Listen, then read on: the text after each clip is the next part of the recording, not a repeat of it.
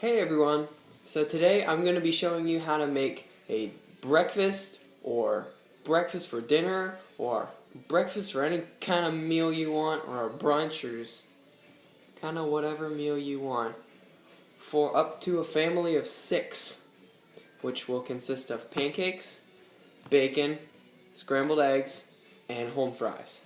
Some ingredients you will need are, for the pancake, better lighting, 1.5 cups of flour, 3 tablespoons of sugar, 1 tablespoon of baking powder, 1/4 teaspoon of salt of any kind,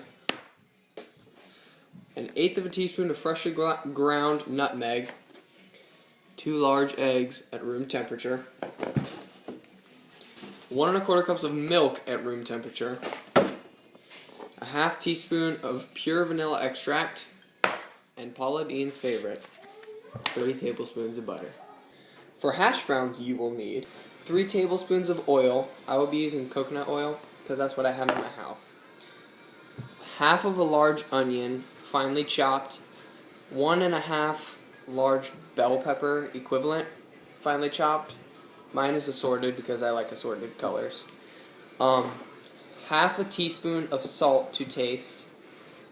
About 1/4 teaspoon each of pepper and onion salt to taste. And I have all of that previously stated except for onions already cut and chopped. And you will need red potatoes. It calls for 4, but I will be using about 7 or 6 because I have small ones, and these are to be cut into about 1/2-inch cubes. And for the rest, you will need about 5 or 6 eggs and as much bacon as you want. It's not that hard. Although mine is low sodium, but you can obviously get whatever bacon you want. Alright, so let's get started. In a large bowl, whisk together all your dry ingredients for the pancakes, which is your flour, sugar, baking powder, salt, and nutmeg. In another bowl, beat your eggs and then add your other wet ingredients for your pancakes, which are your milk and your vanilla extract. Next, you'll need to melt your butter and then whisk it into your wet ingredients. After doing this and whisking it in thoroughly, whisk the wet ingredients into the dry ingredients. In the meantime, beat 7 eggs in a small bowl with about 3/4 of a tablespoon to 1 tablespoon of milk per each egg. Beat until the eggs are beaten. And have your bacon on standby to be put in your pan. To cut your bell pepper, cut straight down the middle, around the bottom to the top where the core is. Take the pith and seeds out until you get to a shape like this. After you quarter it, cut it in strips and then cut it into cubes.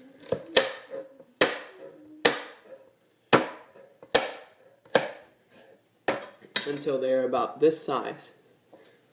I have my peppers cut already. And for your onion, take it, cut off the end, peel it, cut it in half, and then once you've cut it in half, take it this way, so this way to the cutting board, and cut lengthwise. And then once you get to shapes like this, take the flat to the cutting board and cut into cubes until you get to sizes about this big. After you do that, you will have all of your vegetables ready for your hash browns. Next, get your 6 or 7 small potatoes, or 4 if they're larger. Take them to the cutting board, cut them in half, then in half again, and then in half again, and cut each of these small pieces into about 2 or 3 pieces until they're about this big. You want your pieces to be large because it's the bulk and the main texture of this part of the meal, and that is why you want these chunks to be large. Okay, so I've got my oil heating on my pan over medium heat, and right now I'm adding my onions and peppers to my pan.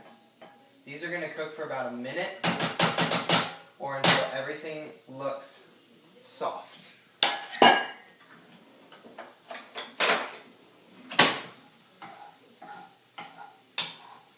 After this, you can add your potatoes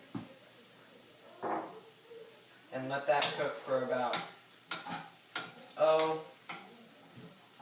you have to cook it and wait until they cook almost all the way through. Then remove the lid and let it cook for about 5 to 10 more minutes or until they're golden brown.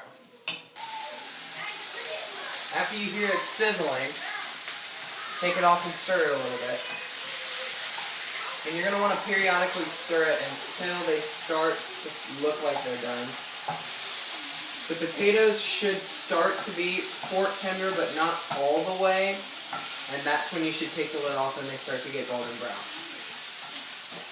While this is happening, I've got my oil, a little bit of oil in a pan over medium heat, and I'm going to add my eggs.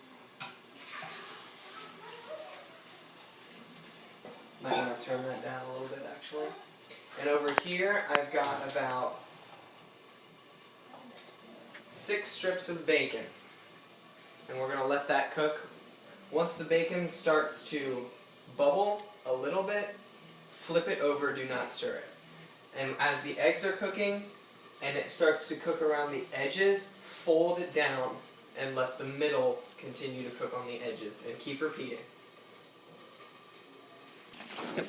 We're about to start the pancakes, but before that we're going to check and see how everything over here is going. Our bacon is starting to crackle all over the place. Be careful, it hurts a lot.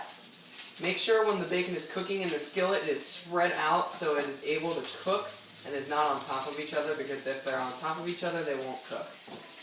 Our potatoes are fork tender over here, so I've taken the lid off and I'm letting them brown. Still occasionally stir them. And our eggs up here are finished. So now we can test and see if our griddle is hot enough.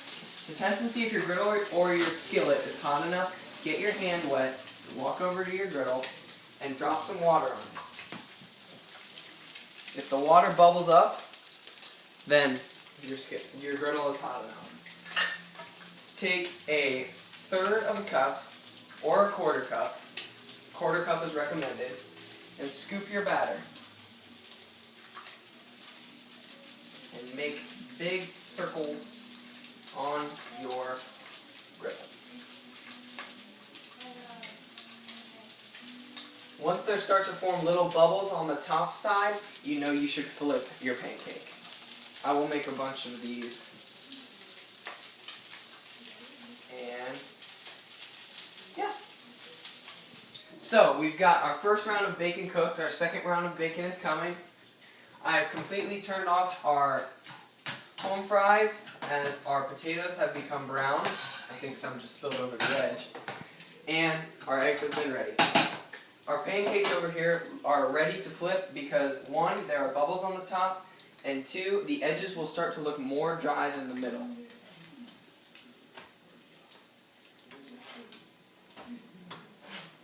This batch was a little bit thick, so we added about a tablespoon or a tablespoon and a half of milk to make it thinner.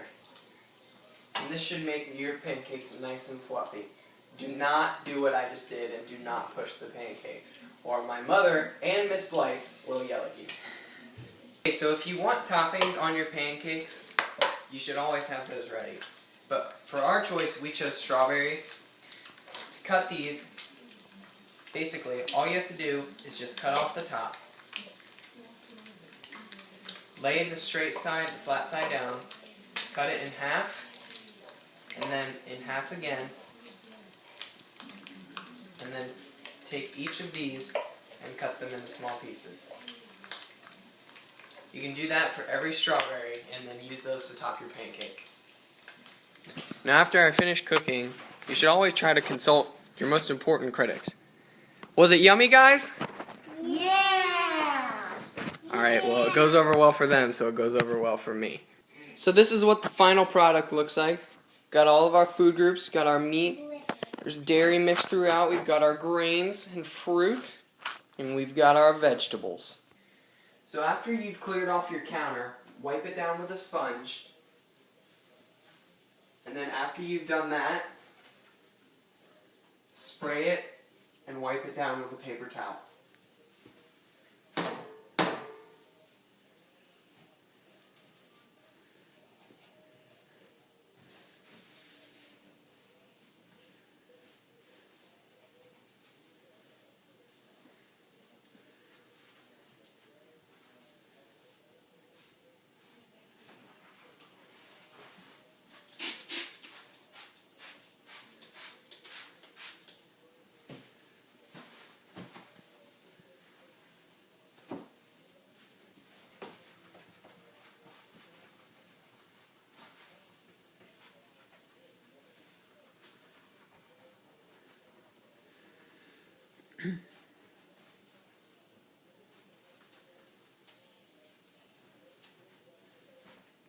When cleaning your dishes, always clean your griddle last because it's the biggest.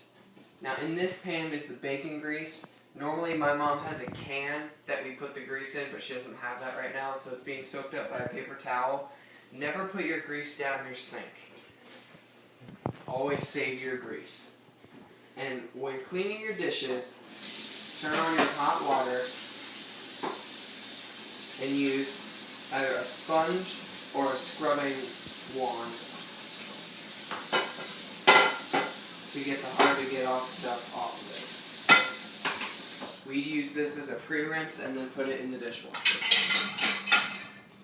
As for the food scraps left on the counter, put them in the garbage disposal. Make sure your water is running and turn the garbage disposal on.